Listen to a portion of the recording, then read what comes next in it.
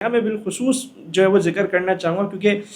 بڑی تکلیف ہوئی۔ دیکھیں ہم وہاں کے مسلمانوں کو برا بھلا نہیں کہتے، ہم ان کی مجبوریاں جو ہے وہ سمجھتے ہیں، ظاہر ہے، اور ہم سمجھتے ہیں کہ وہ بھارت میں رہتے ہیں تو وہ ظاہر ہے اپنی مٹی سے سب کو پیار ہوتا ہے۔ لیکن وہاں جو ایک صاحب اسد الدین اویسی صاحب، انہوں نے جس طرح پاکستان مرد آباد کے نعرے لگائے، جس طرح انہوں نے جو ہے وہ پاکستانی قوم کو، پاکستانی افواج کو، جس طرح انہوں نے جو ہے وہ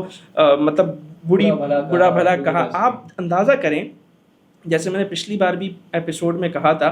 بھارت میں بڑے مسائل ہیں۔ صرف بابری مسجد تو ہمارے سامنے ایک چیز ہے نا، اس کے علاوہ بھی درجنوں ایسی مثالیں ہمیں ملتی ہیں کہ جہاں مسلمان جو ہے وہ ہندوؤں کے تشدد کا شکار ہوتے ہیں۔ کوئی آسان چیز نہیں۔ آج ہی میں ایک ویڈیو دیکھ رہا تھا احمد پٹیل کی، جو کہ کانگریس کے بہت بڑے لیڈر رہ چکے ہیں، 2 بار وہ جو ہے وہ ممبر رہ چکے ہیں، ان کی جو اسمبلی ہوتی ہے اس کے 2 بار ممبر رہ چکے ہیں۔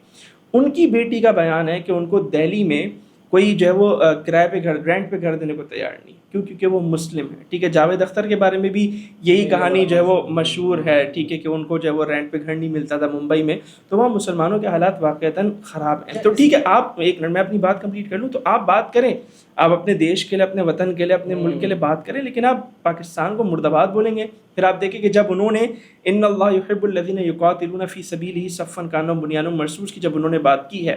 تو انہوں نے جب یہ آیت پڑھی تو آیت کا وہ ترجمہ پورا نہ کر سکے۔ وہ جو جہاد کا لفظ ہے نا آیت میں، وہ اس کو نا، آپ وہ ویڈیو سن لیجئے گا۔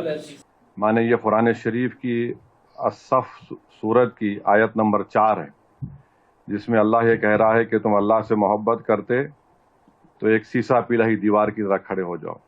انہوں نے وہ کٹ کر دیا۔ اگر آپ میں ہمت تھی تو آپ پھر بات کرتے نا، اور اوپر سے وہ ہمیں درج رہے لما تقولون ما لا تفعلون، کہ وہ بات کیوں کرتے ہو جو کر نہیں سکتے۔ تو بھائی ہم نے تو ایسا نہیں کیا، تو ہم نے تو جو کہا وہ کر کے دکھایا، ٹھیک ہے، اور وہی کیا جو ہم نے کہا تھا، لیکن آپ وہ نہ کر سکے، آپ اس میں بری طرح فیل ہوئے۔ ٹھیک ہے، آپ نے اپنی قوم کو کہا تھا ہم بڑی اکانومی ہیں، ہمارے سفارتی تعلقات بڑے اچھے ہیں، آپ نے وہاں بھی مار کھائی۔ آپ نے اپنی قوم کو کہا تھا ہم پاکستان کو تباہ کر دیں گے، ہمارے پاس رافیل ہے تو یہ ہے تو فلانا ہے، آپ نے وہاں پہ بھی منہ کی کھائی۔ آپ نے میڈیا پہ آ کے جو ہے وہ پروپیگنڈا کیا، لیکن پوری انٹرنیشنل میڈیا نے آپ کے جو وہ میڈیا کو بے نقاب کر دیا۔ بلکہ کل ہم نے ایک ویڈیو دیکھی جس میں ایک نوجوان لڑکے نے میڈیا کے ایک شو میں جب یہ سوال کرنا چاہا کہ آپ میڈیا والوں نے ہماری جو بدنامی کی ہے اس کا ہمیں کون جواب دے گا، تو اس نے فوراً جو ہے وہ مائک کھینچ لیا۔ سوال یہ ہے کہ انٹرنیشنل کمیونٹی میں جو ہماری بےزتی ہوئی، جب ہمارے نیوز چینل نے ان ویریفائڈ انفارمیشن چلائی کر آئی جگہوں پر اس طرح کی انفارمیشن،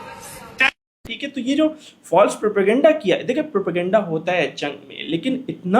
ایسا پروپیگنڈا نہیں تو جھوٹ کا پلندہ تھا، جھوٹ کا پلندہ تھا، ایگزیکٹلی جھوٹ کا پلندہ تھا۔ اور دیکھیں ہم جب بات کریں نا صفن کانہم بنیان مرصوص، سیسا سے پلائی ہوئی دیوار،